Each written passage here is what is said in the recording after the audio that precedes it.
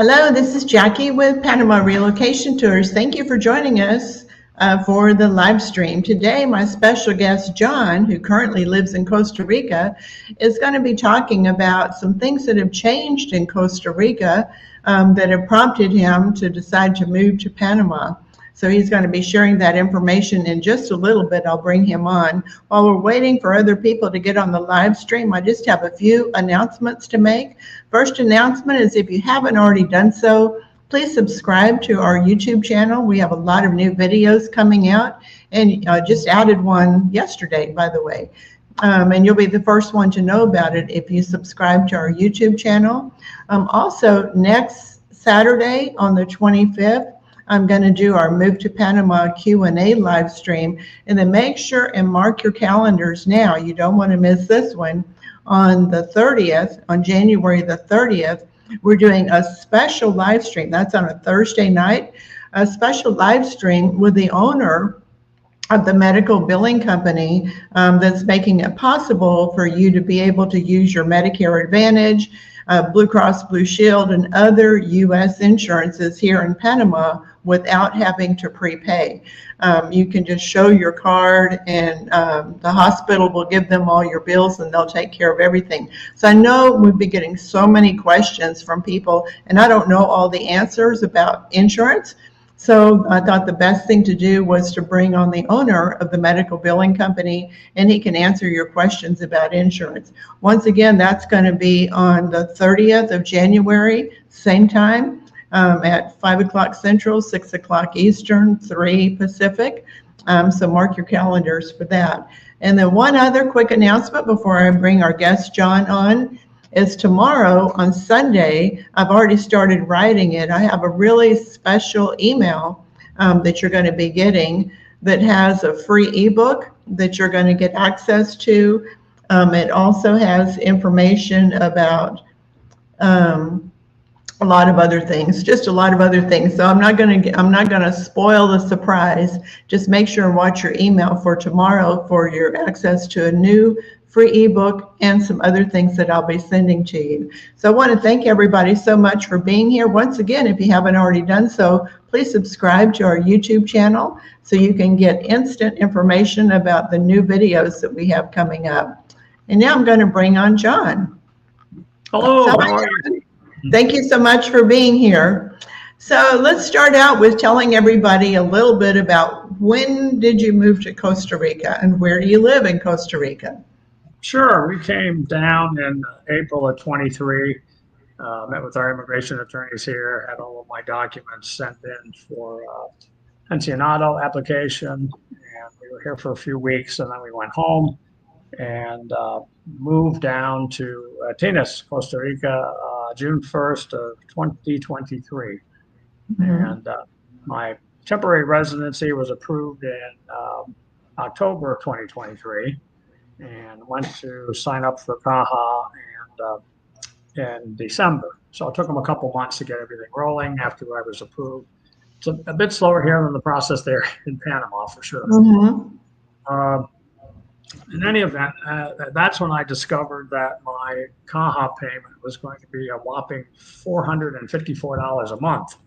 So explain to everybody, what is a Caja? Because a lot of people don't know. So what is the Caja in Costa Rica? Caja is the CCSS, which is similar to what they have in Panama, CCSS, I believe, as well. That includes your socialized medicine, and they, I guess, about a year, 6, 8 months before I came, they decided to add Costa Rican Social Security to the expats coming to Costa Rica. So now it basically amounts to about a 14% tax, essentially, on my Social Security income, which is what I claim for my pensionado visa here. So it's quite a lot of money. So you know, so if you're a Chico or if you're from Costa Rica, you don't have to pay that for the Caja.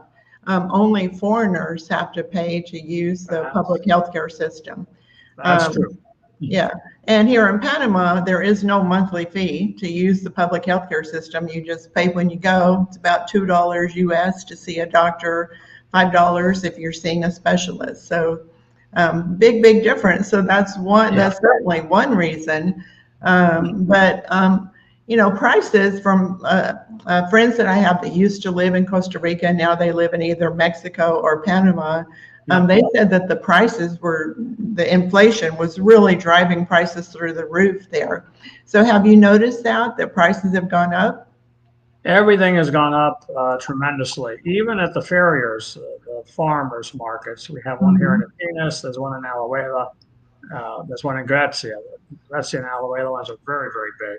But prices are not that great anymore. As I mentioned, I just went shopping this afternoon on the way home after a meeting I had earlier.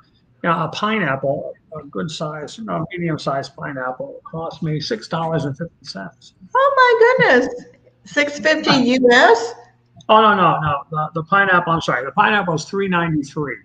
That's still ridiculous because it's $1 here in Panama. Because I seen them. Even the guy in the pickup truck there, Alta Boquete, on the side of the street, he was selling them for two for a buck. Yeah, two for $1. Yeah. I did extensive price checking there at Super Baru, at Ray's and Hermanos, and I took hundreds of pictures and compared them to stuff here, and even cottage cheese. They had cottage cheese at Ray's.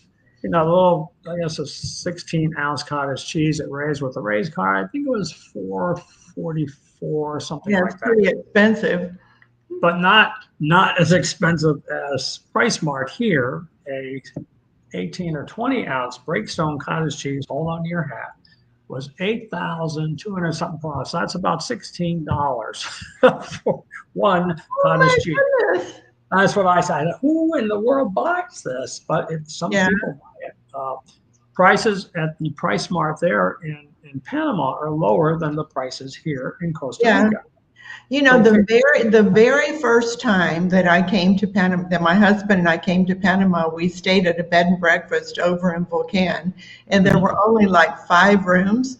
The other 4 rooms was all people from Costa Rica that had come to Panama to go shopping in Price Mart. This was in 2010, a long time ago in 2010. But every one of them in their car was loaded down with things that they were taking back, alcohol, and they did the Price Mart run and just other things that they got. And even back in 2010, and I didn't know that there was such a big difference in prices.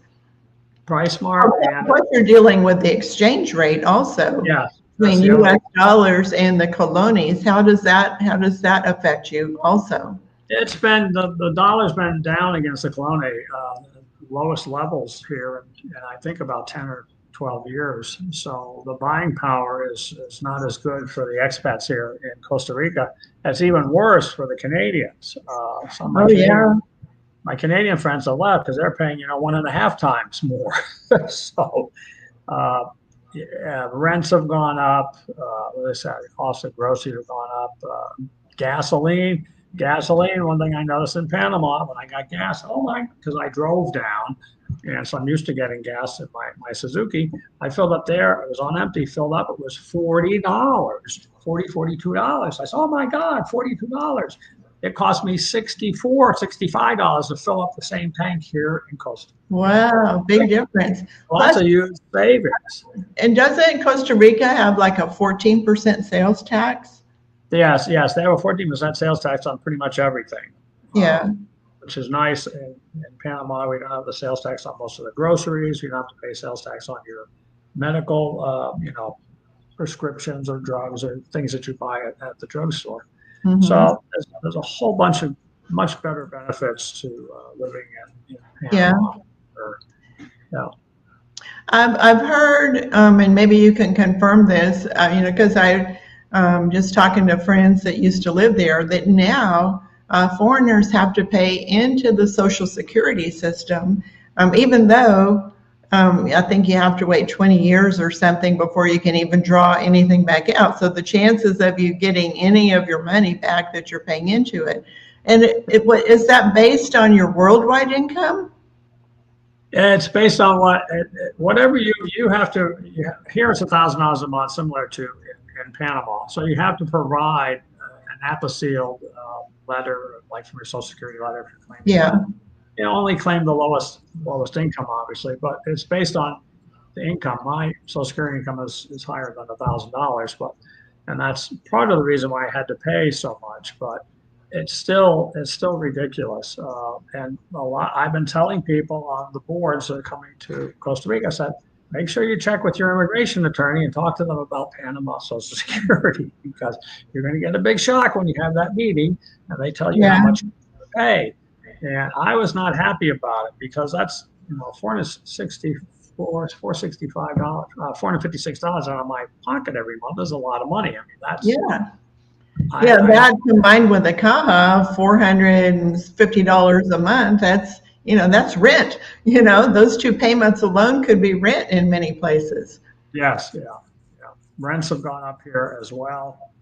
Uh, People are not, even the Ticos that I know are not happy with the price of stuff. I mean, they've been Yeah. complaining just as much as we have.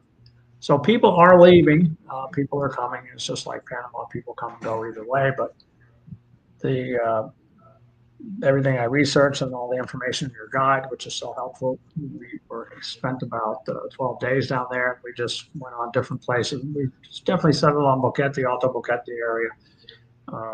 So Mhm. we're just And so thrilled. when are you moving to Panama? Probably early to mid-March. I don't have the date Okay, pretty down yet, soon. but it's very, very soon. We have already secured a rental there in Alto Boquete. Yeah. So everything is moving along the way we expected. So I'm just chomping at the bit to get down. Why do you think, yeah, why do you think the prices are so much higher in Costa Rica than they are in Panama? Do you have any idea why? I'm not sure, because we, like Panama, we do grow a fair amount of our own Yeah. agriculture here. So I really don't quite understand why the prices are so high, other than they're just charging us more.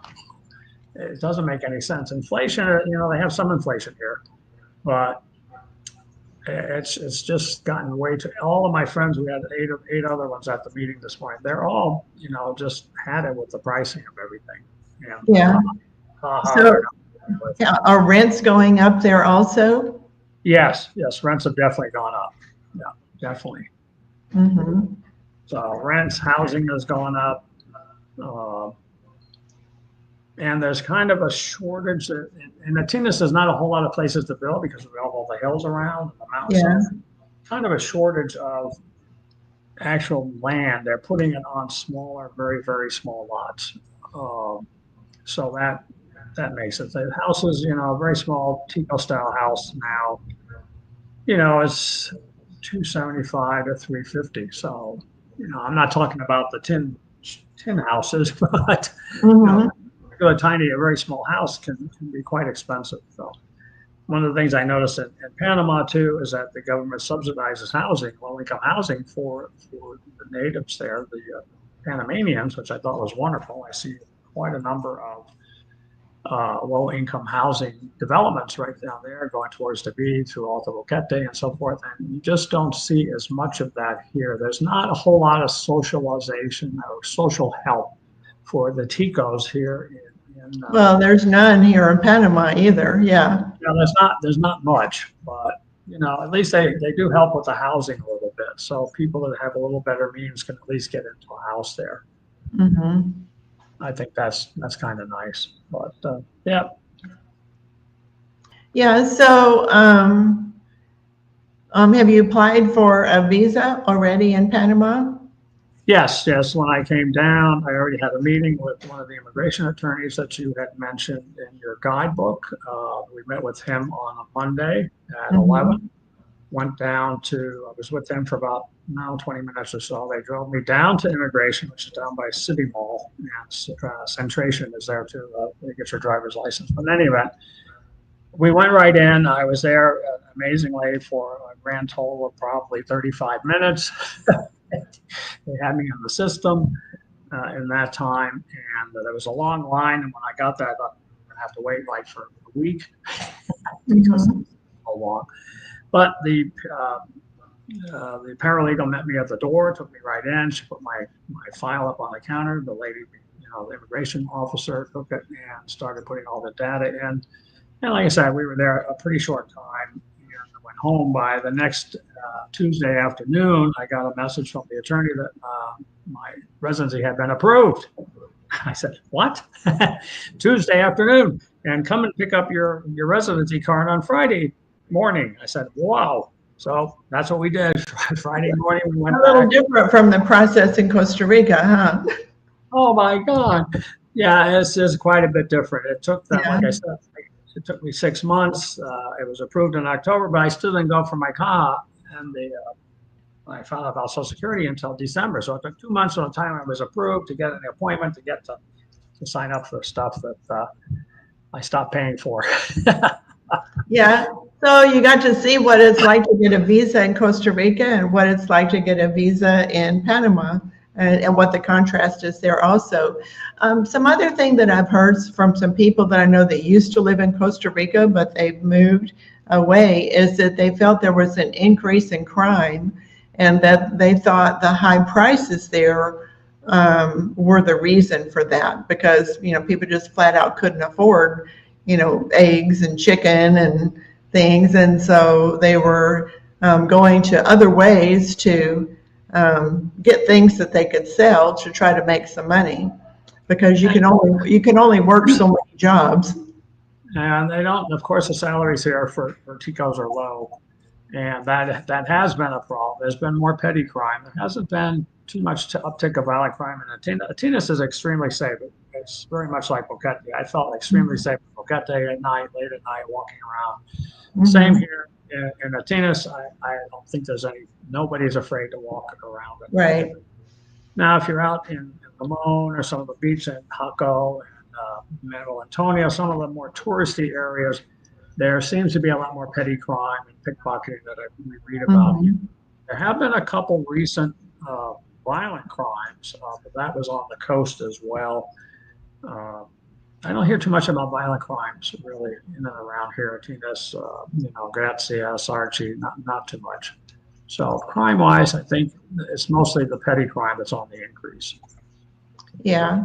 Well, and you know, the high prices will lead to that. Is unemployment high there? Do you know? I think it's running about 6% last time. Yeah, that's not bad. Yeah, I mean, it's not good, but it's not real bad. But like a dozen of eggs, the small eggs today, a dozen of small eggs were $2.50. $2.50 for a dozen eggs? Yeah, I pay $1.65 for a dozen eggs here. Plus the eggs there were cheaper too. Everything is. I think the price. I mean, chicken there was ridiculously inexpensive. Pork was cheaper here. I noticed at the ferry the other day, last Thursday, the pork chops were 6,000 colones or 8,000 colones. No, 6,500 colones per kilo. So that's about $3.50 a pound for pork chops. And they're much cheaper there. The other thing we notice in Boquete, the seafood market, which is wonderful, you can get, I mean, gigantic prawns the size of your hand. They were $7.95, but the jumbo shrimp are only like $2.95 a pound. And you got all sorts of fresh fish you can get there. And that's one of the things we miss from. Yeah, the fish vendors bring fresh fish every single day. We have tuna and mai and all kinds of fresh fish every day. Yeah, snapper. It's like, wow, we love fresh fish. So that's going to be a wonderful thing to go and get it right from the market like I used to in Florida. We don't, everything here is frozen. And like we notice at Price Mart here. That's strange. Yeah. A lot of things are frozen. Now you can get tilapia, the farm-raised tilapia. But I noticed at Price Mart, almost all of their fish products were imported and frozen. At Price Mart, but there's no reason to buy at Price Mart. You can buy from, the fish people that are here with the stuff that was caught this morning. That you can buy today. And they'll fry it just the way you want it and everything. I saw that we laughed the other day. Somebody posted on one of the boards, you can get, chicken on the hoof for $1.50, and they're in Boquete. And if you want them to clean it for you, it was $3.50. I said, well, that's a pretty good deal. Yeah. So have you found out how are you going to be able to opt out of paying into the CAHA and paying into Social Security whenever you leave. I just stopped paying in April. Okay. April last year. I can't go to Caja, which I don't go anyway. I did have something that I did see a private. I had a little surgery on my thumb at a very good private hospital here. Yeah, many people that I know there, well, I don't know that many, but I know maybe 5 or 6 people that live there. They say even though you have to pay into the Caja, you probably wouldn't want to go to the Caja. You want to go someplace else for medical care. So you're paying for something that you probably wouldn't even use, because if you go there, it could be very, very crowded, and you might have to get your own private insurance in some other way, because even though you're paying into it, you probably wouldn't want to use it. So that's another disadvantage. Most of my friends, my expats here, and I have a couple friends that have been here for extensive time, 30 years. My other friend has been here 24 years. And they mostly use the Caja for their medications that they can get. And some medications they can't get, similar to in Panama. There's some things you may not be able to get in Panama. There may be an alternative for you, but drug prices in Panama are much cheaper than here as well. A Caja, it's a hit or miss here. I've had expat friends that I've spoken to that have had a surgical procedure at one of the Caja hospital in Mexicali, I think in San Jose, and they did fine. I've been to a few of these places, hospitals, where the lines are just incredible. I've also talked to some of my expat friends. I personally know a friend of mine who they almost killed. They kept telling him he was going to the clinic here in Atinas, and they kept telling him he had gallbladder problem, and his pain kept worsening over time. And I'm in the medical field, so I said, something is not right. So he finally got so bad, he was laying on the floor, he couldn't move. They took him to the emergency room and took him to a private hospital, and they diagnosed him immediately what had happened and what had been happening for weeks. He had a perforated gastric ulcer, which was dumping the stomach into his bowel, which was causing bad stuff. Obstructed, yeah.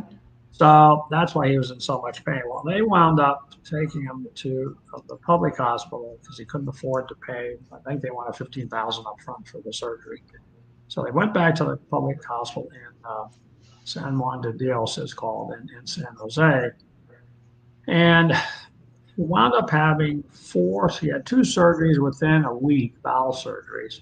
He wound up getting partial system organ failure, liver, kidney, and heart failure. He was on a respirator for 3 weeks. We at one point only gave him a 20 or 30% chance of survival. Oh no. Finally, 2 more surgeries. He got an infection from one of the surgeries they had, just things that should not have happened. And amazingly, he pulled out. He's in a nursing facility at the present time. He can't walk. He's not that old. He's younger than I, but he has some hip. He's been waiting that's another thing. He's been waiting for 4 or 5 years to have a knee and a hip replacement. Well, that's another issue. If you have a heart issue, or you need an oncology consult or a cardiac consult, you may wait 4, 5, 6 months, a year for a cardiac consult. So you don't sometimes have time to wait when you have an urgent need. Now, if it was an emergency, of course, they try to treat you. But my friend had surgery and extensive shoulder replacement surgery. They did a great job as a private hospital. But he has some heart issue, and he's got to follow up with the Caja physician. It's like a year and a half away from his first appointment follow-up. So it's not that good. And it's not worth the money you pay in. So you've made a couple of trips to Panama. Besides getting your visa, you've made a couple of trips over to Panama and decided you're going to move to the Alto Boquete area. Besides the lower grocery prices, food prices here, what are some other differences that you've noticed about Panama compared to Costa Rica? Well, there's a lot of similarities. There's a lot of outdoor things to do, which we like. There's a lot of hiking and natural things to do out there. Panama has it. I love the park, the library park in town, the 20-acre park. It's really nice. wonderful park. I'm going to spend a lot of time there, I suspect. They have a lot of rare plants there. They have the gardeners out early in the morning taking care of stuff. But the people are also friendly there. I noticed that we did notice the indigenous people. They're a little more reserved, I think. Yeah, they don't like to make eye contact. Yeah. Yes, we noticed that. They don't really like to look at you. I tried to say hi in Spanish to a few of them, and they'll sometimes respond, but they're very quiet. Most of the Panamanians, similar to the Ticos here, I think everybody was very friendly. My Spanish is not the greatest, but I can order my food usually in Spanish or other things, or use the translator. But everybody's willing to help you. There's less traffic there, I think, except downtown, of course. Yeah, downtown. Well, and right now we have the Coffee and Flower Festival going on, so you don't even want to drive downtown right now. You don't even want to go to town now. No. But one thing we noticed too is the roads are demonstrably better in Panama than here in Costa Rica.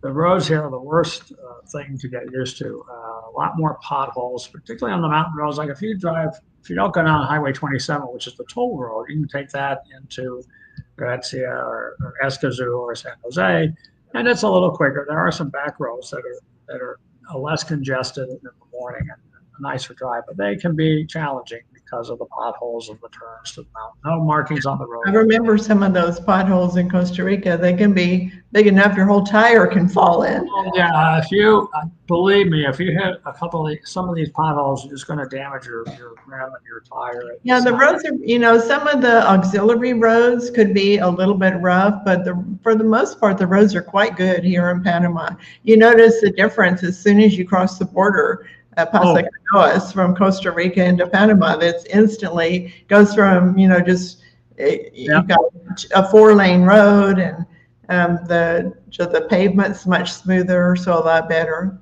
For the most part, even the mountain roads, as I said, we travel several mountain loops around Boquete and Alto Boquete up to the hills, the high country. And even those roads, most of them were marked, some of them not all lined or marked, but there was one that had a little section it was a bad section for, 1/10 of a mile.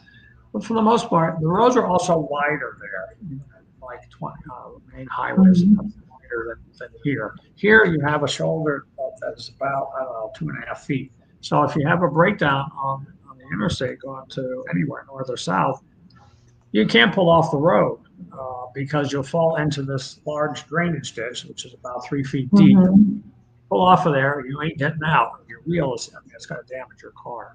So that's an issue. And God, I don't know how it is there, but if you have an accident here, that could be a disaster. That's going to ruin your day. It could certainly ruin your day and your pocketbook too. I got rear-ended going to Escazú, I guess it was last June, and the hard part is you got to wait for your insurance company has to show up to do the pictures. You have to wait for the Transito police. I was on the side of the road for 4 hours waiting for people. And God forbid if there is an accident with a death, like on the mountain roads, which does happen, motorcycles here, that's another thing. There's not as much motorcycle traffic and crazy motorcycle drivers in Panama as we have here in Costa Rica, which Costa Rica. I remember in San Jose there'd be women with short shorts and gigantic heels riding a motorcycle. Yes. The motorcycle traffic here is maddening, and they absolutely do not follow any rules of the road.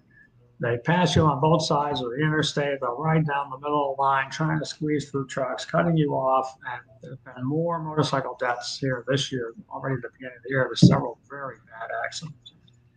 But definitely traffic is better. I feel more at ease driving there. I mean, I've been driving for a long time, and I had a lot of mountain experience driving. So it didn't bother me. I acclimated to the driving here because I'm a New York driver. I guess maybe that's why I wasn't having a heart attack every time I drove somewhere. But it is unnerving. You have to keep you have to keep looking everywhere because you can easily cut off one of these bikes that comes up beside you without you even knowing it. Yeah. So So, Driving's a little problem. have you noticed a difference in the, I don't know how long you've been in Panama, the times that you've been here, but what about like the infrastructure of water, electric, things like that? Has it been better in Panama than it is in Costa Rica, or about the same? From what I hear, talking to, I made some friends there even before we came down for our first trip. So I have a couple friends there, those in Los Molinos, and some people who live over in Alto Boquete. And I was asking them about the power failures and stuff like that. Here in where we are now, this private community, we rarely have a power failure. I'll have the lights will flicker for a tenth of a second or something. Once in a while, I think in 18, 19 months I've been here, power went off once for, I don't know, 40 minutes. So Now, it's not. that's not too bad. But that's not true of other areas in Yeah, I've heard Tamarindo is really bad in Tamarindo. even Sabana Laga, which is just over the ridge on the other side of Latinas. Their power, every time you sneeze, the power went off there. It was literally a joke because it's like, what in the world? And they were popping. We rented the first 4 months while I was waiting to get the house. And the transformers were blowing like every week. The transformer would blow. I said, what is going on? Why is the power? And also water.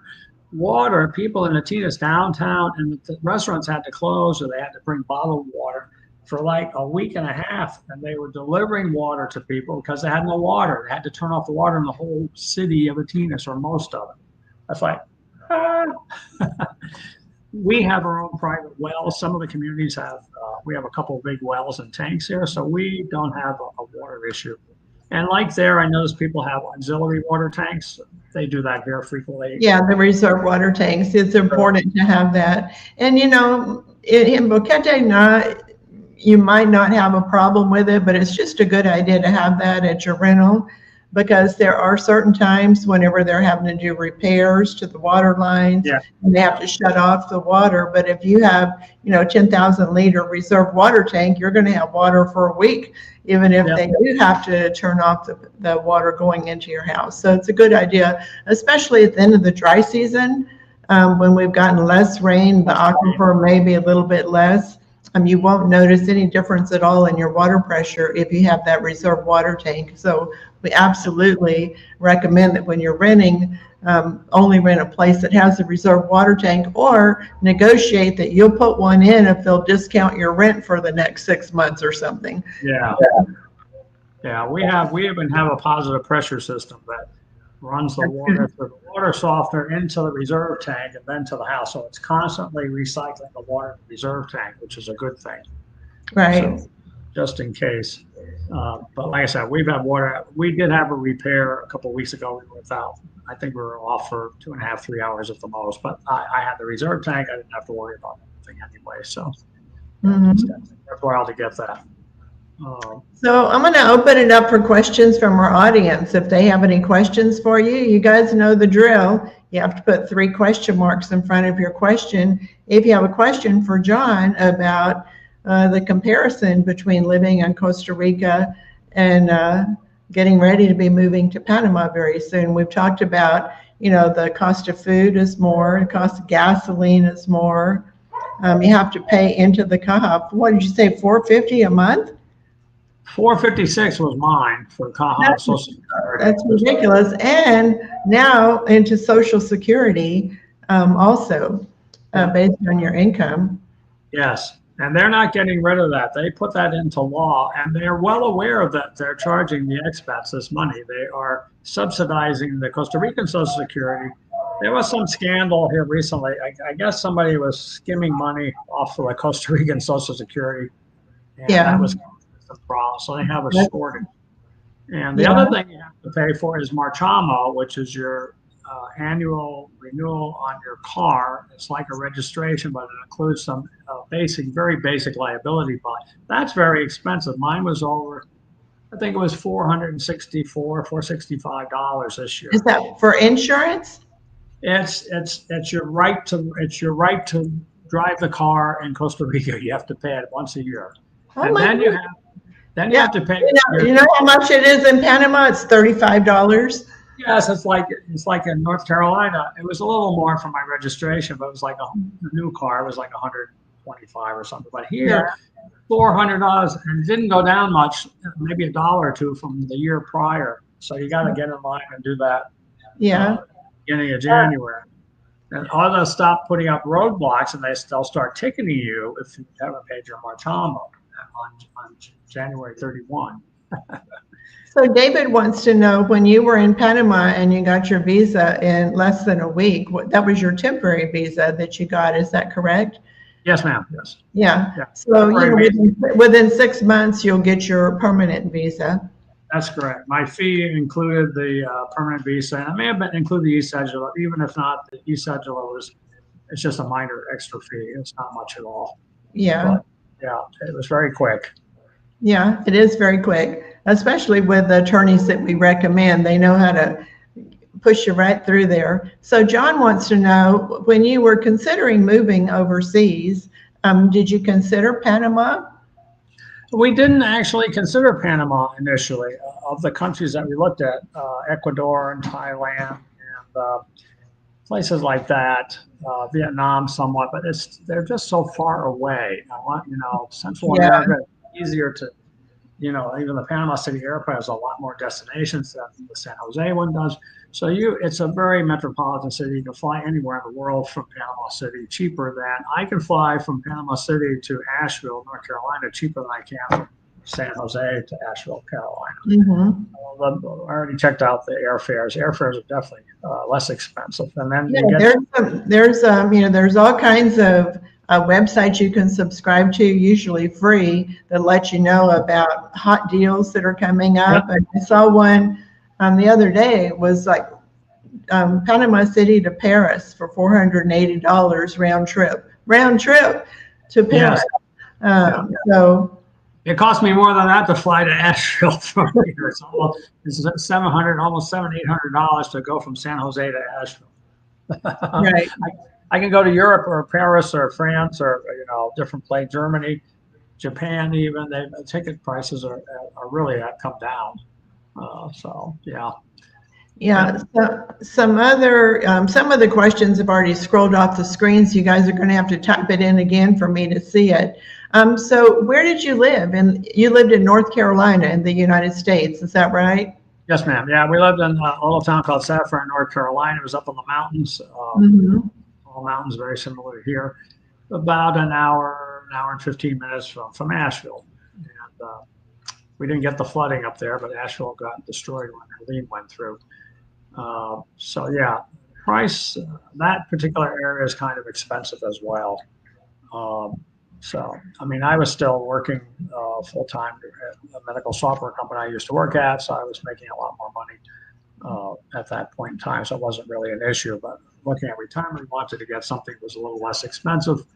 And as I said, I mean, overall, even in the last year we've been here, prices have gone up. But as I mentioned earlier, some of our friends have been here much longer, 15, 20, 30 years.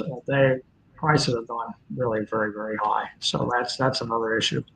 And just for moving down to Panama, because after going there and price checking and talking to a lot of people for months prior to coming down, and then reading the guide that Jackie has produced, gives a tremendous amount of information for everybody. Any questions you need answered, you just refer to the guide, and there it is, basically, where you can drop Jackie. Yeah. The online guide, I've got a bunch of updates coming up for I update it every single month, but anything you need to know, it's definitely in the online Panama relocation guide. So Absolutely. Linda wants to know, did you change your U.S. residency before moving to a no tax state? I didn't. I'm thinking about doing that when thinking about changing my residency from North Carolina to Florida, because Florida is a no tax state. I still pay some taxes to North Carolina. It wasn't very much last year. They have a state income tax. Florida, where I used to live, they have no state income tax. So I may switch to a Florida address at some point in time. Yeah. But no, I didn't change. I still have a North Carolina legal address. So that works fine. Patricia says, like you, I'm a New Yorker and will be renting a car to drive from Panama City to Gorgona. How would you compare driving in Panama to New York? Well, I'm a New York driver and used to drive on the New York Turnpike and Jersey Turnpike and subway. I've driven in Atlanta, San Jose. Uh, Panama City traffic is probably similar to San Jose traffic, but I found overall driving in Panama City, driving in Panama rather, I didn't get to the city, but going to David, I think in the Boquete, the traffic is heavy, but going to David on the highway, I mean, traffic is a lot more relaxed in Panama. Yeah. So I think it's not quite as bad. Well, in Panama City, traffic is pretty crazy. Yeah. But yeah, once you get out of Panama, once you cross the Bridge of the Americas, you're out of Panama City. It's easy driving, but in Panama City, it can be a little bit crazy. Yeah. And based on your experience, if we both have a monthly Social Security benefit that exceeds the $1,250 required, should we claim both or just one? No, only claim one. Yeah, so the requirement for a couple to get a pensionado visa is $1,250. That's all you need to show them. You don't need to show them that, oh, I've got this pension, I've got that pension, and I've got this other Social Security. You don't need to show them that. Just show them the bare minimum, which is the $1,250. So there is a airline here called Air Panama that sometime in the first quarter of 2025, they're going to have flights from David to San Jose, Costa Rica. I don't know what those dates are yet. Have you heard anything about it? I read an article, it was published here actually at the Tico Times recently. I think one of our people published it on one of our web forums on Facebook. It's coming up soon from yeah, by March. They should have those flights starting in March. Now it's probably, my guess is it won't be every day. It might be like Monday, Wednesday, Friday, or Wednesday, Thursday, Friday, every other day, but it's not going to be every day that they're going to be flying. They'll adjust the schedule depending on how many people sign up for those trips. So there was another question that came up, and it's already scrolled off the screen, from Mark, and he wanted to know, in your opinion, if someone was just going to go to Costa Rica for a vacation, knowing that the prices are going to be a little bit higher there for a vacation, are there areas that you think that people should avoid? Is it safe?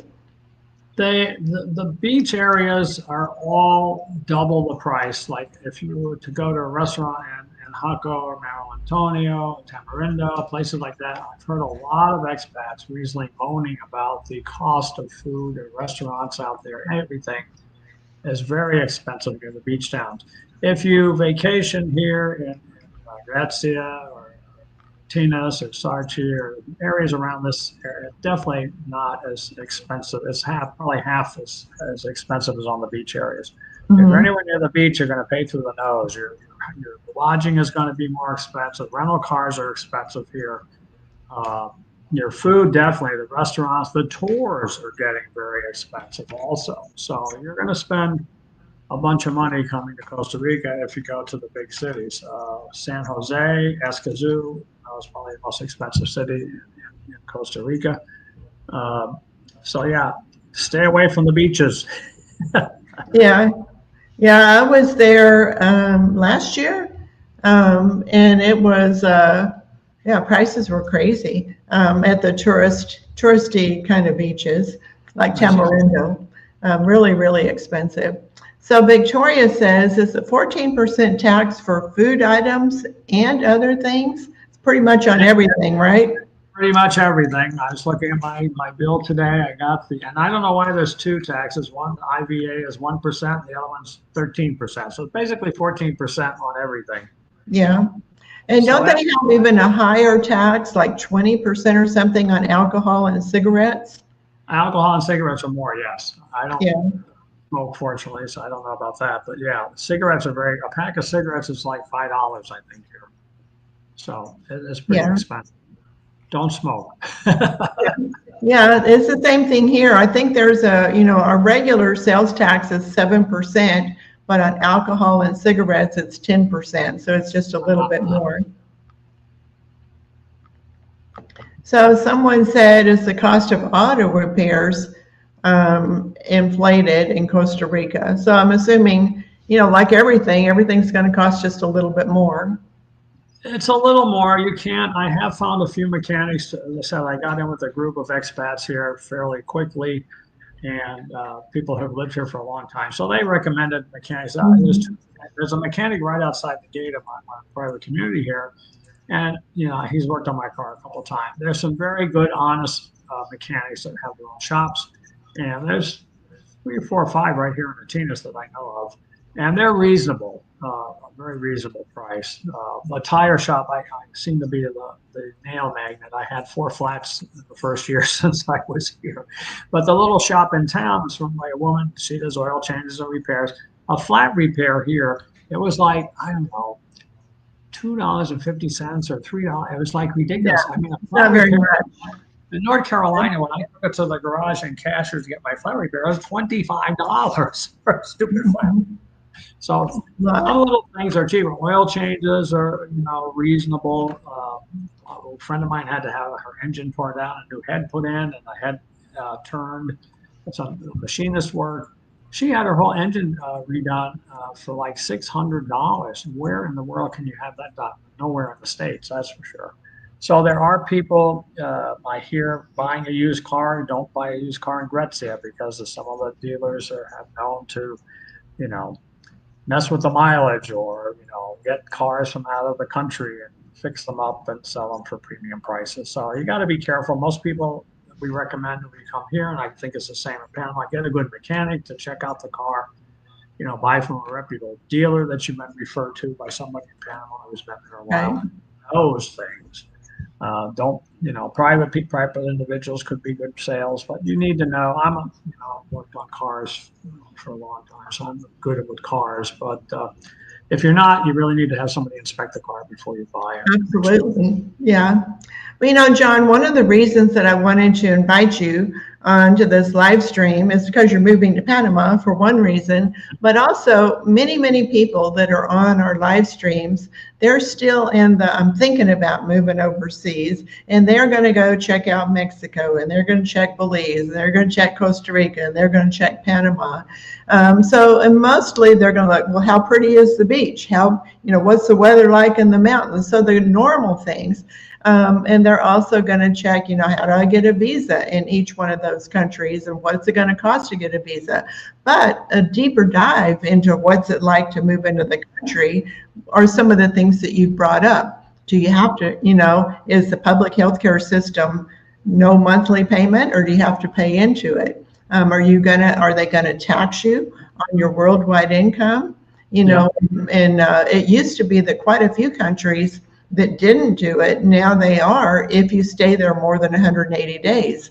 So you have to dig a little bit deeper into the countries that you're planning to move to and you're not going to hear it maybe from some of the international publications that have this everything is wonderful kind of thing, but you have to look a little bit deeper into, talk to people and ask them, do you have to pay for the public health care system? Are you taxed on your worldwide income? And then you're going to run into these people, well, I've been here 20 years and I've never paid into the CAHA, or I've been here 15 years and I've never paid into it. The thing is, the new people that are coming in, they're the ones that your attorney is going to put you into that system. So you have to pay, and there could be serious fines or even jail time if you don't. So one of the reasons that I wanted to do this live stream was to bring attention to some of the extra fees that there are besides the higher cost of living, 14% sales tax, but also some of the other fees that are necessary in Costa Rica. So if anybody's thinking about moving to Costa Rica, if you're thinking about Panama, you might be looking at Costa Rica too, but you need to be aware of these things. If you're thinking about moving to Colombia or Ecuador or Mexico, you need to dig a little bit deeper and find out what other expenses could I have by just becoming a resident. I recommend people to join, if you're going to like Ecuador or Colombia or wherever, Mexico, join some of the forums from those countries where the expat forums, and I found those to be very We have several here in Panama. I think I'm a member of 4 or 5 different ones. And it's very, very helpful. You can go online, talk to expats who have lived in the country for a while, ask them questions. Most of the people on the Boquete Community Forum have been very forthcoming and telling you things about how their experiences there in the country. So it's very good to get involved in the country, not just your own research, but talk to people who are there, who've been there. Right. They've been there, the better. So that's always a good thing. Do your research and homework because you don't want to get stuck. Like I was kind of blindsided by the Social Security part because I wasn't expecting that. Yeah. Did you already know about the CAHA payment before you moved there? I knew about CAHA, and I was anticipating my CAHA would be around about $100 or so, based on my net income. And our attorneys tried to. We appealed here at the Atinas office. We had 3 meetings with them to try to make an appeal. Our CPA came up with a net income based on costs and so on and so forth, which would have lowered my CAHA and Social Security to around 120 combined. But the Atinas people, their particular office, they do whatever they want here. They're notorious. Yeah, it doesn't matter what the rules say. They make their own rules. We have the law, but they just do whatever they want, and we didn't get it. In fact, one of my friends who lived here in Costa Rica, and another, she's been here 25 years. Another friend's been here 30 years. They lived in Guanacaste for 14 years. Her and her husband. They're Dutch nationals. They were married. They got all of the thing. They were on CAHA in Guanacaste for 14 years. They moved here to Atinas, and they signed up for CAHA at the social medicine at the Atinas branch, and they wouldn't recognize their marriage. They had to wind up getting married in Costa Rica, even though they were in CAHA, in the system, here in Costa Rica for 14 years, paying into it. They had to get married here. Pat Wegner, one of my friends who's been here for 30 years, they wound up arranging a marriage at the Central Park in Atinas. They married 30 couples, expats, on one day ceremony, so they could get their darn sign up for their CAHA. Yeah. So they just do weird stuff. And they wouldn't accept the CPA certification. My law firm here in Escazú, they have offices, 4 or 5 offices around the country. They use a CPA certification in San Jose and Guanacaste and Limon, whatever. That's always done. It's like a court. It's like a judge's order. I mean, it's like gold. Everybody agree. It's used everywhere all the time. They do it all the time. No, couldn't do it here. It's like, so. My last straw, I said, okay, well, I'm just not going to pay any of this ridiculous money because $456 a month is a chunk of money. It is. For something you're not going to use, and I wasn't going to use it. Now, the other crazy thing about this, once you get your permanent citizen or residency here, I don't know if you have to get your citizenship. I think it may be your citizenship. Then you don't have to pay into. Yeah. Once you get your citizenship, you don't, but you can't apply for citizenship until 5 years after you get your permanent, same as Panama. So they're going to get you for a while. They're going to be sucking you dry here if you're not careful. And the tax, 14% tax on everything is a big deal. Yeah. And I knew immediately after doing my price checking at the grocers there in Boquete, I already know that the prices are 20 or 30% cheaper. Yeah, that's an important thing. Whenever people are out there exploring other countries, whether you go on a Panama relocation tour or, you just go exploring on your own, go to the grocery store and, how much do, the thing, have the list of the 10 things you buy almost every single month. Well, what do they cost? And different grocery stores are going to have different prices. The medications, if you have any medications, do they have them at the pharmacy? How much are they going to cost? Can you get the jubilado discount, like we do in Panama? Some countries have that, some countries don't have that. So the whole purpose of this live stream was to just let people know that moving overseas isn't the same in every country. Every single country is going to be a little bit different, and you need to do a deeper dive than just how pretty the beach is or how wonderful the weather is up in the highlands. That's why your guide is so good. One of my group members did purchase the guide here recently, so I wanted to mention that.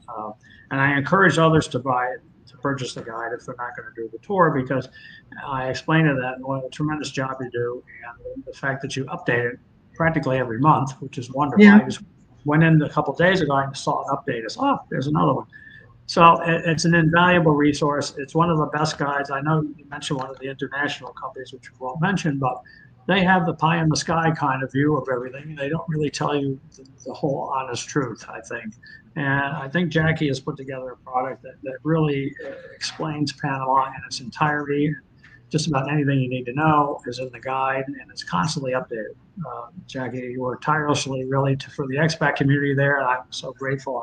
I know everybody is, for your help, and most recently getting the billing for the Medicare. The billing.